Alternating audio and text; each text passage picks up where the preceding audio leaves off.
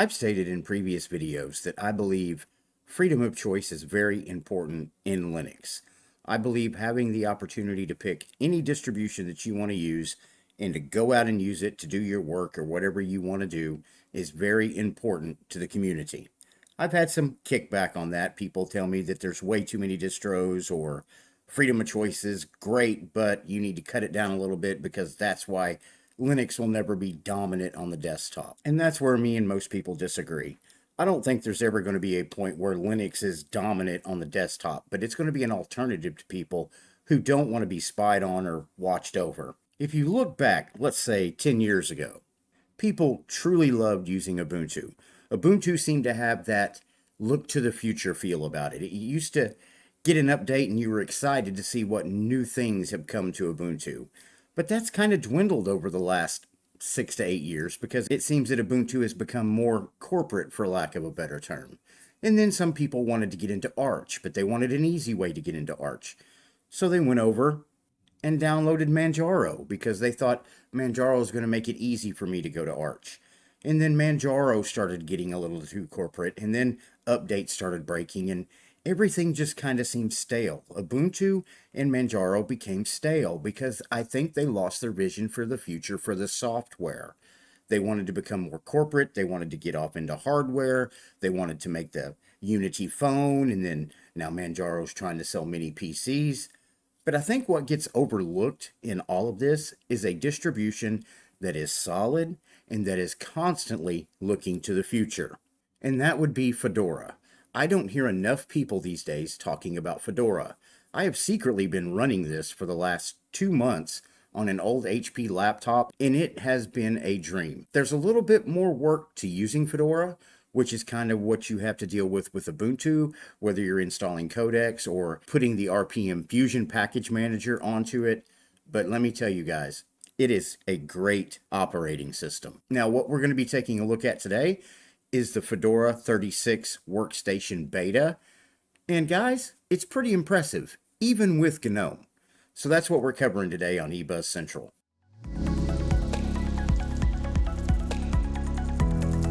Today's video is brought to you by OnlyOffice. If you want to go to their website, it's onlyoffice.com. Are you presently running something like a Google Docs or using Microsoft Online? Do you know that all of your emails, photos, and everything they have access to, they can read, they can use for whatever they want? Don't believe me? Go look it up. You don't have that problem with OnlyOffice. It's a secure office and productivity suite. Now, if you scroll down on their website, you've got OnlyOffice Docs, which is collaborative online document editors. You got spreadsheets, documents, presentations, and forms. It's got the highest compatibility with Microsoft Office, easy integration with ready-to-use connectors, and WOPI support and well-documented API. And then you also have OnlyOffice Workspace. Do you have a business? You can run your entire business through OnlyOffice. It's got document, email, CRM, projects, calendar. It's got enhanced security features, including private rooms, LDAP and Active Directory authentication, compliance, and international security standards. And speaking of security, let's go over here and let's take a look at the security real quick. It lets you know we provide a comprehensive range of security tools and services, keeping your data safe on all fronts.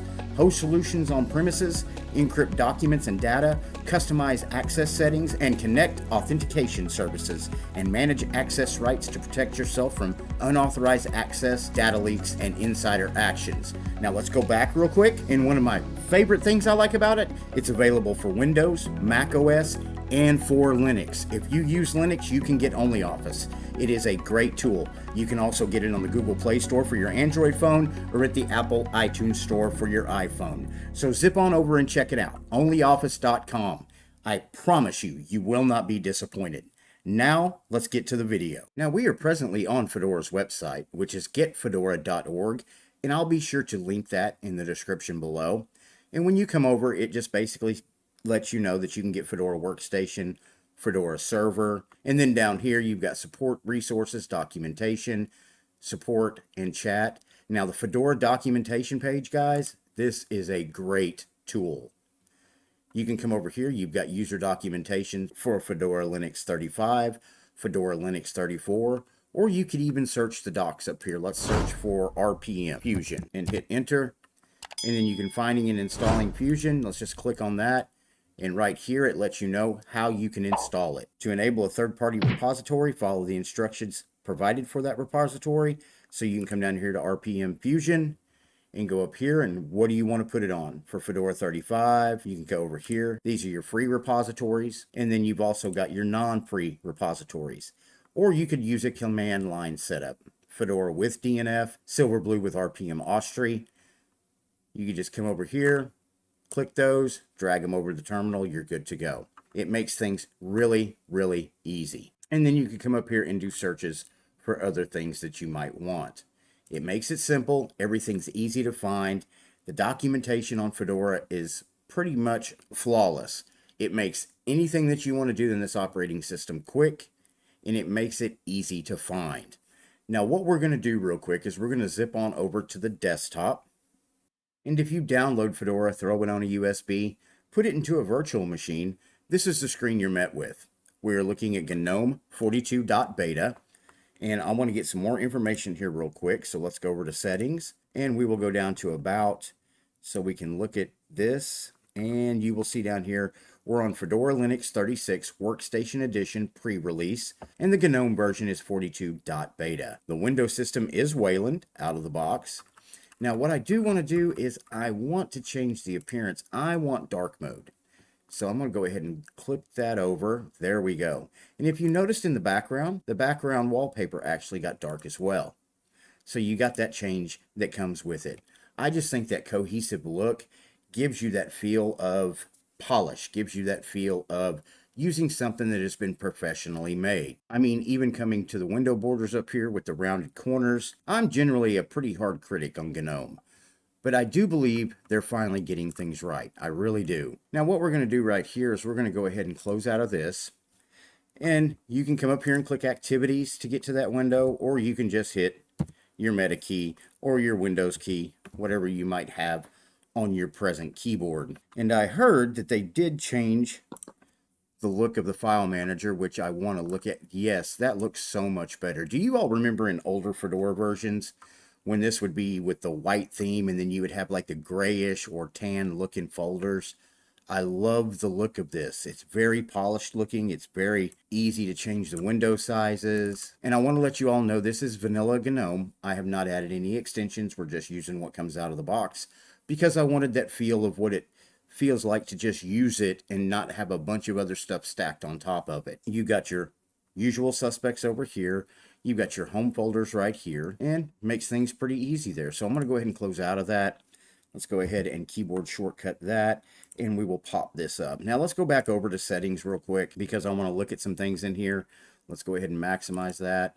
And for those of you who don't know, Fedora comes out of the box with Gnome that doesn't have the maximize or minimize, but that's no big deal. All you got to do is double click there, just double click in the title bar, and it'll maximize and minimize. So we'll go ahead and make that up there. You've got your network, Bluetooth, appearance, and you've got plenty of great looking wallpapers. You always get that. That's something that's expected with Fedora. Notifications, search, multitasking. Right here you can set your hot corners up or active screen edges up. You can do this to pretty much set it up the way you want it to work. And then workspaces on primary display. You can have them scroll back and forth. You can have workspaces on all displays, and you include applications from all workspaces, include applications from current workspaces. Now, something I do want to show you real quick is if you do open up workspaces, like right here, I have this open on this workspace. If I wanted to open files over here, just drop it, drag it, and it's open over here on this workspace. Then I can go back over here or over here. And then if I want to open this up on a separate workspace, I can. And if you look up top, it keeps track of that for you. So we'll go over here, no photos found. And then of course you can use your mouse wheel if you're using a mouse to scroll back and forth. And then we can come back over here to File Manager. I'll go ahead and close that out. And then we're back over here to Settings. Let's go back to the main screen and we'll go ahead and maximize that back up. Then you've got your displays, mouse and touchpad, keyboard, printers, removable media, color, region and language, accessibility, users, default applications. Now what I want to do is go ahead and go up here and let's close out. Super key back in. And you've got Firefox down here. Then you've got calendar. Let's go ahead and open that up. And I love the calendar app. You know, I spent a lot of time in KDE, and KDE was always to me, this is a great desktop environment. I can customize it and give me the eye candy and really make it look good. But the more and more that I work with Gnome, the more polished it feels and the more just ready to do work it feels like.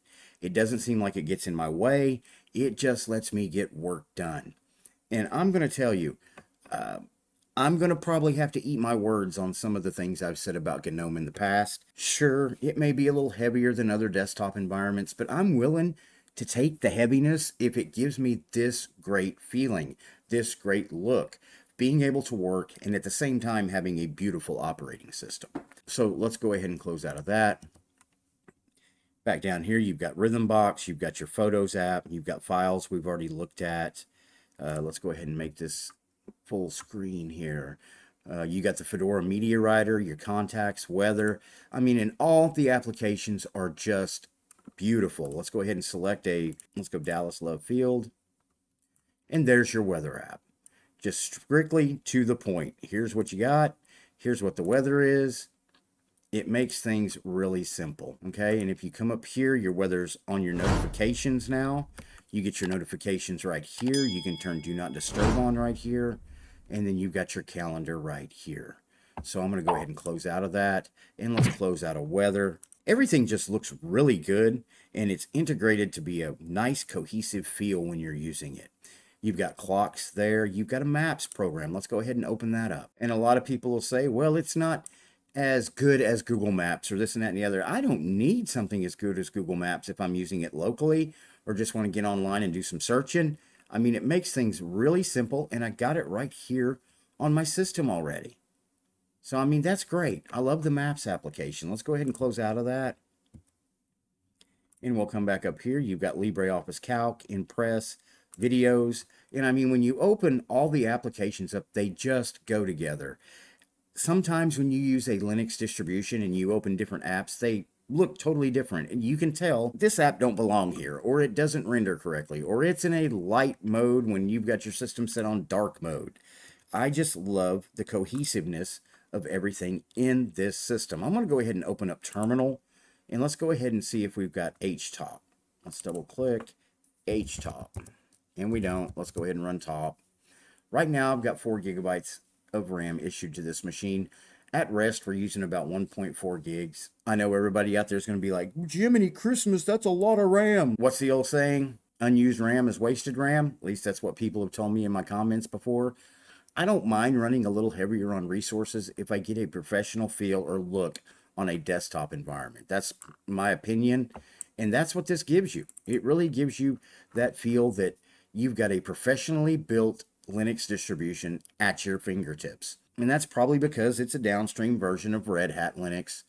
You know, CentOS is in that family too. So maybe they're taking the right road here and not becoming an Ubuntu/Manjaro with Fedora and just making a good operating system and concentrating on that. So I'm going to go ahead and close out of Terminal. Let's open this back up. Then you've got Gnome Boxes down here. That is a great virtualization program. Let's go to the software. And I love their software center. Right here it says enable third-party software repositories, provides access to additional software from selected external sources. Some proprietary software is included. You can enable that if you wanted to. You can authenticate, put in your password, you're good to go. And then you come over here, and like I said, I really love the look of this. You can go up here and look at Explore. You can look at installed, and it seems that it has populated, and it shows all your installed applications right down here. Everything from Boxes, LibreOffice, and then you could go over to updates, and that would probably take a little while. Let's go back to Explore, and you can see some of these haven't populated yet. Let's go down here to codecs, and let's look at codecs. Yeah, there's your GStreamer codecs. Let's go back over. How about fonts? These haven't populated either. I do have trouble every now and then when I use something like an Ubuntu or something that's Debian based, and it looks like I have the same thing carrying over here on Fedora, that when you try to use the software center in a virtual machine, it just gives you a little bit of pushback. So I'm going to go ahead and close out of this, or maybe just leave it in the background. Maybe it will eventually populate. So let's go down here. Let's open this back up. Text editor, cheese, and tour. And then you've got utilities over here. You've got disk usage analyzer, connections, disks, problem reporting, fonts. Now you can, if you want to, if you're used to working with Gnome, download the Gnome tweak tool if you want to make it kind of look and feel more of what you want in a desktop environment. I'm just going with the vanilla feel right now, so you know what to expect out of the box. Let's go back up here. It still hasn't populated, but like I said, once you install it, this has no issues right here. You're able to update the software center and the repositories quite easily. Sometimes it just doesn't have enough room in a virtual machine to do that, because I don't assign virtual machines hardly any space on my system when I use it, for the simple fact I just don't need that space. But for issues like this, you do, so that's probably on me. So I'm going to go ahead and close out of that. Let's open back up down here. And that's pretty much it. We've looked at everything. That is a quick look at Fedora 36, the release candidate, or beta, whatever you might want to call it. A very polished system, a system that is, say, I believe, true to the feeling of Linux, which is make the operating system work. It just works. Out of the box, you can pretty much do anything you need to do, with a couple additions of the codecs, which you have to do on Ubuntu as well, so that you can watch video and play music. Their documentation makes that easy to use. You've got the RPM Fusion repository, which is kind of like an AUR, but for Fedora, which makes it easy for you to get packages that aren't available in the Software Center and use them on this system. Just to let you know, I do have DaVinci Resolve installed on that older HP laptop with Fedora, and it was one of the easiest Linux DaVinci Resolve installs I've ever had. It just worked after I installed it. So if you're out there and you're wanting something new, you want a change from what you've been doing, I suggest you zip on over, download Fedora, throw it on a USB, put it in a virtual machine, and take it for a test drive. I think you'll be really impressed. And I do want to say this. I'm going to eat my words a little bit and apologize to Gnome. I've been really hard on that desktop environment for a long time. I think they're going in the right direction. I really do. I think some other desktop environments could take some inspiration from the direction they're going and maybe liven things up a little bit. If you get a chance, zip on by the eBuzz Central Store, take a look around. If you see something you like, pick it up. If there's something you would like to see on the store that's not there, throw it in the comments below. We'll do our best to get it up there for you. Also, don't forget to like, subscribe, or follow my channel. Doesn't cost anything. And if you end up not liking me, guess what? You can always unsubscribe. If you like the channel and enjoy the videos that we are producing, you can support us by becoming a member to the channel, buying us a cup of coffee, going over to PayPal and throwing us a donation, or go to Patreon and become a patron to the channel. Those links will be in the description below. Thank you for watching my video, and I will see you in the next video.